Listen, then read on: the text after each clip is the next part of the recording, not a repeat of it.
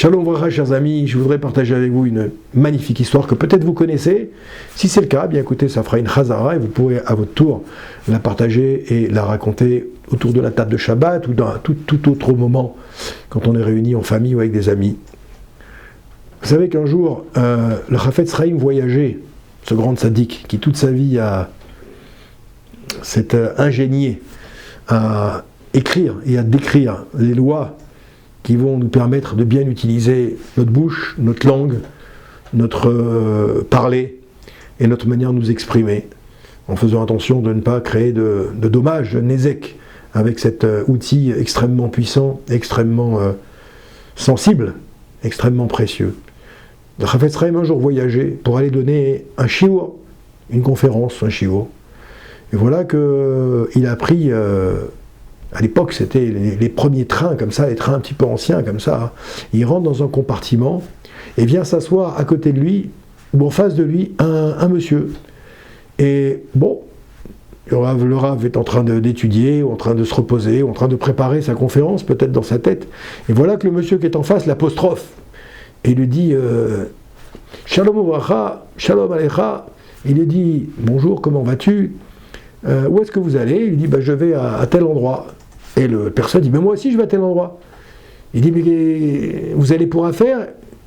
Alors le Chafetz Chaim dit non, je vais pas pour affaire. Et il ne donne pas de détails. Et l'autre lui dit écoutez, et vous voyagez pour quel but? Il dit moi je vais écouter à telle ville, à telle heure, il y a un très grand Rav. C'est un Talmid Chacham, c'est un géant de la Torah, c'est le grand maître de la génération. Et je vais écouter sa conférence. Et voilà que le Chafetz Chaim le regarde et lui dit ah, mais je connais ce nom. Je ne partage pas tout à fait votre point de vue.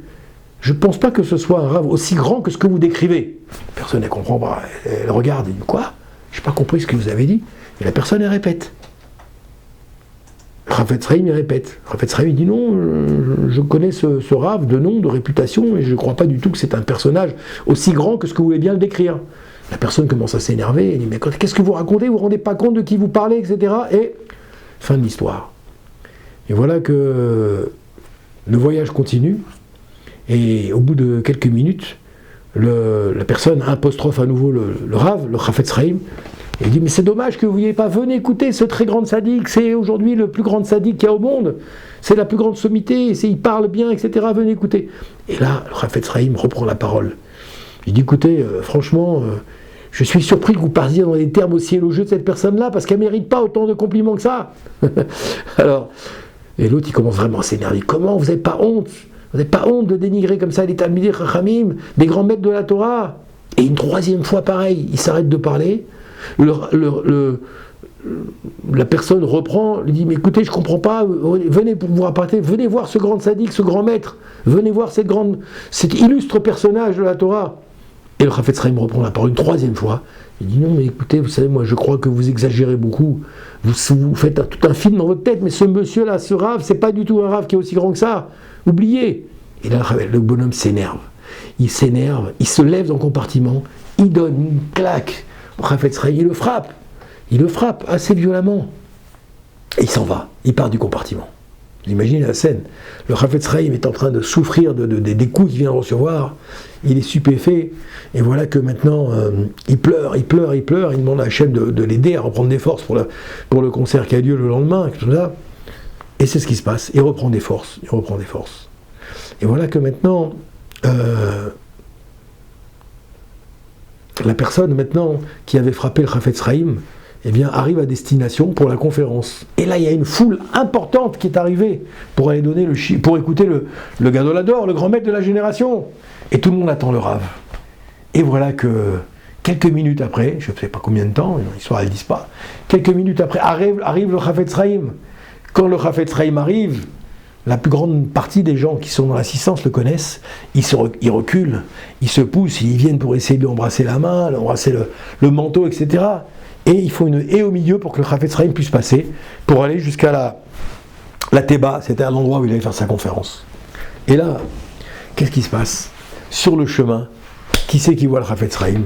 Celui qui était dans le train avec lui, celui qui l'a frappé, celui qui l'a molesté parce qu'il pensait qu'il disait du mal, justement, du Chafetz Chaim. Et quand il voit ça, le gars, il est effondré. Effondré. Il attend que le Chafetz Chaim passe devant lui, et là il se met à genoux, il se met à pleurer. Il se met à pleurer, il dit je regrette, Kvod Arav, Mechila, regardez ce que j'ai fait. Je vous ai frappé, vous êtes comme un ange, vous êtes comme un ange sur terre. Comment j'ai pu pour en arriver là?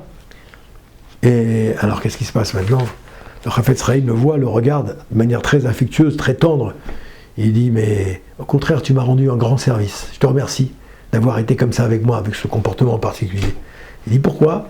Il dit parce que jusqu'à présent, je pensais que quand on parlait de règles de shmirat halashon, de faire attention, de bien utiliser sa langue, à bon propos, à bon usage, etc., je pensais que ça concernait toujours une personne extérieure à moi, que je voyais, que j'écoutais, que j'entendais, toujours une personne extérieure. Mais là, il s'agit de moi-même. Il s'agit de moi-même. Et je me suis dit, j'ai appris quoi? Que finalement, il faut faire attention. Il faut faire attention. Quand on fait du Lachon Hara, c'est pas simplement que sur des gens qui sont à l'extérieur. On peut faire de Lachon Hara également en parlant de soi. Tu n'as pas le droit de te diminuer dans la Torah. Tu n'as pas le droit d'être trop orgueilleux, bien entendu, mais tu n'as pas le droit de te diminuer. Si ce monsieur disait maintenant c'est un grand rave, un grand sadique, le Chafetz Chaim, il ne dit rien. Il ne va pas relever. Il va pas dire oui, bien sûr, tu as raison, etc. Non, il ne dit rien. Mais par contre, il n'a pas le droit de casser le truc en disant mais non, c'est un moins que rien, il connaît rien, etc. Vous comprenez?